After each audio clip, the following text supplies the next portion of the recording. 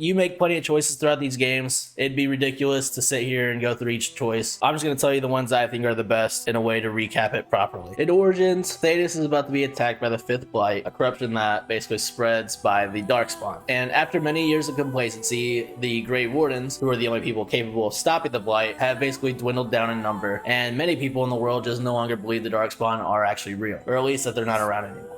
At the beginning of the game, you'll choose who the Grey Warden Commander Duncan recruits before you both return to Ostagar to complete your training and join the rest of the Grey Wardens in their battle against the Darkspawn. Alongside King Kalen, his commander Loghain, and the army of Ferelden, the Grey Wardens attempt to stop the Darkspawn before the Blight can actually begin, but last second during the fight, in an act of either malice or negligence, depending on who you ask, Commander Loghain withdraws his army, allowing Kalen, Duncan, and every single Grey Warden that you've met to die. But before you can join them, you and fellow Grey Warden Alistair are saved by the fabled Witch of the Wilds, Flemeth. As the two of you recover, Flemeth basically explains that Loghain has claimed that the Grey Wardens killed Kalen to cover his tracks, and essentially has taken his place as the ruler of Ferelden, with his daughter still being the queen, but him basically locking her up and making all the choices for her. As you are the last two Grey Wardens, it's up to you to gather a new army and stop this 5th Blight, while also dealing with Loghain and his assassins. Alongside Alistair, you'll meet plenty of other companions. You have your Warhound, you have Morrigan, the daughter of Flemeth, Leliana, an Orlais assassin turned Chantry's sister, Sten, an abandoned Qunari tasked with learning about the Blight, Severin, an assassin sent by Loghain, Wynn, an older mage, and Oghren, a drunken dwarf, and Shale, an abandoned golem. Throughout the game, your party will travel to Redcliffe to get the help of Arleman, the Circle of Magi to recruit the mages, the Bristolian Forest to recruit the elves, and Orzammor to recruit the dwarves. So, backing up a bit, in Redcliffe, you learn that Eamon's son is possessed by a demon, Eamon is poisoned by Loghain, and Alistair is secretly the half-brother to Kalen, making him essentially the heir to the throne. And he's also Eamon's nephew. So you'll travel to the Tower of Magi, defeating the blood mages that currently taken it over, and you recruit the mages. Then you return to Redcliffe with some of those mages, and a pouch of Andraste's sacred ashes, where you kill the demon possessing Connor, save the village, and you cure Arl Eamon. You then go to the forest with your main character powers, and you help cure a century-old curse, curing a group of werewolves, and recruiting the elves. Lastly, you'll head to Orzammor and help decide the next king before finally getting the support of the dwarves. Most of the stuff that happens in this game is more dialogue driven, which is why we love it, but the main story is really basic. With a new army, Arl Eamon then calls a lands meet with all the nobles of Ferelden, and you all call out Loghain for his lies. You then duel Loghain and you execute him before Alistair or Nora, Loghain's daughter, are officially crowned the new ruler of Ferelden, and then your party goes to prepare for the final battle. So just quickly before this, you ended up saving a veteran Grey Warden that had been held captive by Loghain, and he basically explains that the Grey Warden that ends up killing the leader of the Blight, the archdemon, will also be killed as the process merges the two souls.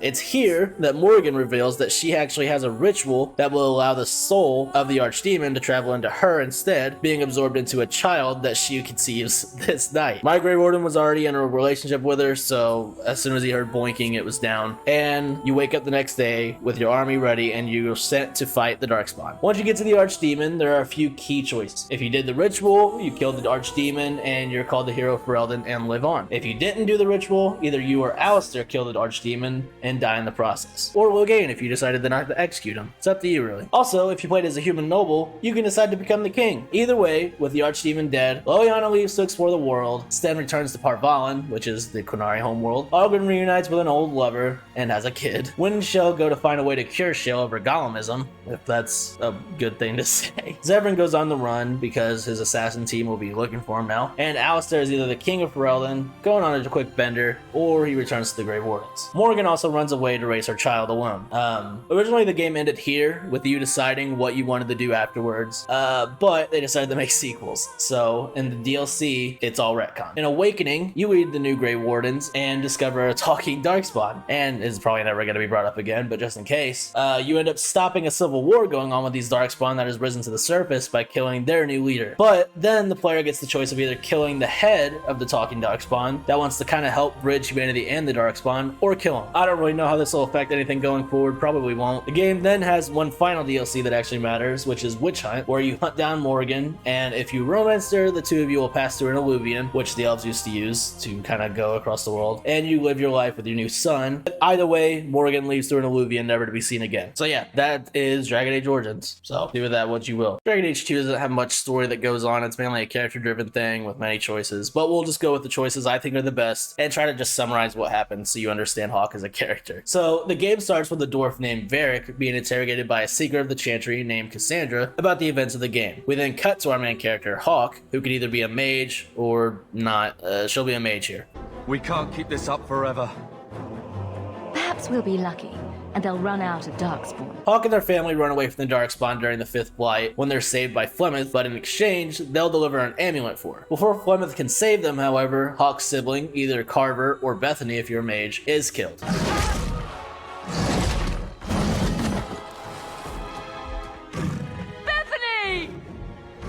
We then cut to the group on their way to the Kirkwall, which is currently being overwhelmed by Ferelden refugees as they all run away from the Darkspawn threat that was happening in the first game. The group then reunites with Hawke's uncle, whom offers them a place to stay after he lost their family's rich estate during his gambling.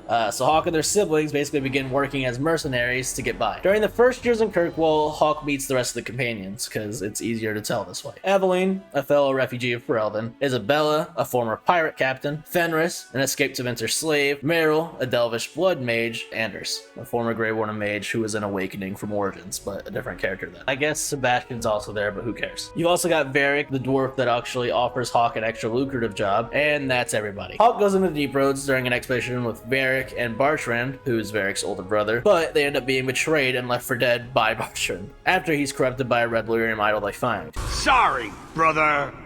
Bartrand! Bartrand! Luckily, the group not only finds a way out back home, but they also find a lot of gold to bring with them. So, back in Kirkwall, Hawke ends up re-establishing her family's name and buys back their old estate. A few years later, Hawke has become very important to Kirkwall and is tasked with establishing a relationship with a group of shipwrecked Qunari who have basically taken over the refugee area. While working with the Qunari, you learn that they actually lied about being shipwrecked and are actually just trying to find a stolen Qunari relic. You also learn that Isabella is the one that stole this relic, but they don't know that. At the same time, a crazy sister from the Chantry frames the Arishok and causes a lot of bad things to happen, leading to a bunch of tension between the Qunari and Kirkwall, which ends in chaos when the leader of the Qunari, the Arishok, decides to kill the Viscount of Kirkwall and basically convert everybody over to the Qun. Look at you. Like fat doth Russie, you feed and complain only when your meal is interrupted. You do not look up. You do not see that the grass is bare. All you leave in your wake is misery. You are blind. I will make you see.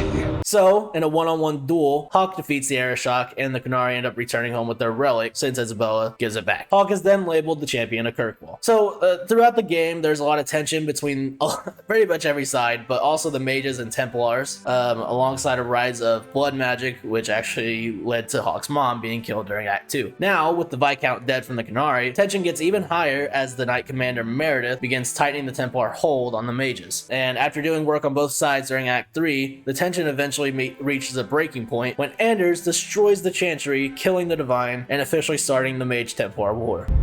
Make her have mercy. There can be no peace. After either killing or sparing Anders, it really doesn't matter. Hawke tries to defend the mages of Kirkwall when it's revealed that Meredith was corrupted by the same red delirium idol that Varric's brother had found all those years ago. You recognize it, do you not? Your lyrium, taken from the Deep Roads.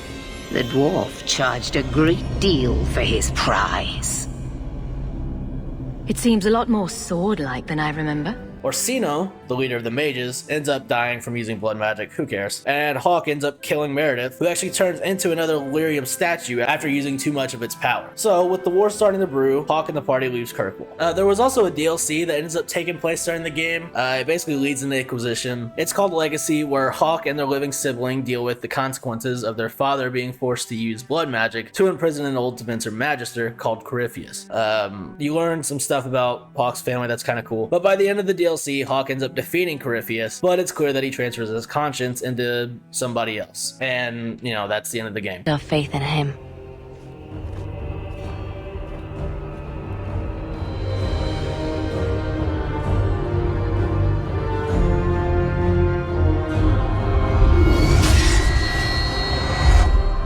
Okay, 2 years into the Mage-Templar War, the Divine attempts to get the two sides to discuss peace at the old Temple of Andraste's Ashes. As they all arrive, the temple ends up blowing up, killing the Divine, and causing several breaches in the sky, allowing demons from the Fade to start pouring out. You play as the sole survivor at the temple, now with a mysterious mark on your hand. You wake up as a prisoner for the secret Cassandra from the second game, and the Divine Spy Master, Leliana from Origins. Alongside Cassandra, Solus, and Varric from the last game, Solus helps you seal a nearby rift with your mark. You then try to travel to the main rift in the temple, but you're only able to stabilize it. When you do so, you're able to see what really happened with a flashback showing that Corypheus from the last game was holding on to the Divine. Your character somehow messes up Corypheus' plan to open up the breach between the Fade and the real world with his elven relic when the anchor, which is what your mark is, was placed on you instead of him. Your party then goes to a haven to regroup, and Cassandra reinstates the Inquisition from the old days, with you being labeled as the Chosen One, the Herald of Andraste. Like I said before, Inquisition's very long. A lot of small stuff happens, but for the most part, you just go across the world, you establish your Inquisition, and go through the world helping people out and closing many of the smaller rifts to try to,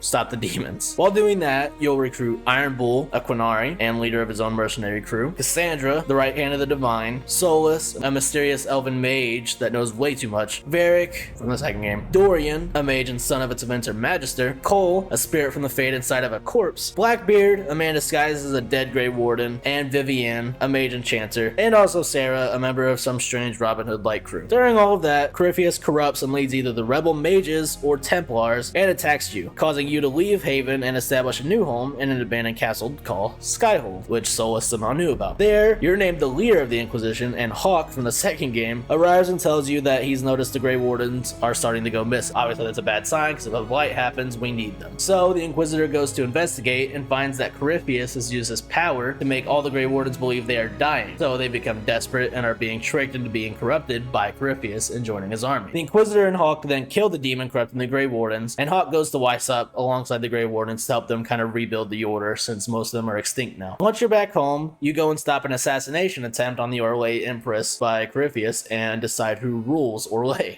To make it simple, I made Empress Selene and Brialla rule together. There's a lot that goes into the option, but it's up to you. I don't think it'll really affect anything, to be honest. We once again go home, just to learn that Corypheus is trying to reach an elven relic known as the Well of Sorrows. This is when Morrigan from the first game helps us reach the well before Corypheus. Either the Inquisitor or Morrigan will drink from the well, which gives him the knowledge to kill Corypheus, but also entraps the drinker to the old god Mythal's will. So you head home again, and Flemeth arrives and reveals herself as Mythal, where she either takes the old god's soul out of Morrigan's son, or just says goodbye to Morrigan before leading the Inquisitor to a dragon that will help during the fight with Corypheus. The Inquisitor finally seals the large rift in the sky and is able to finally kill Corypheus.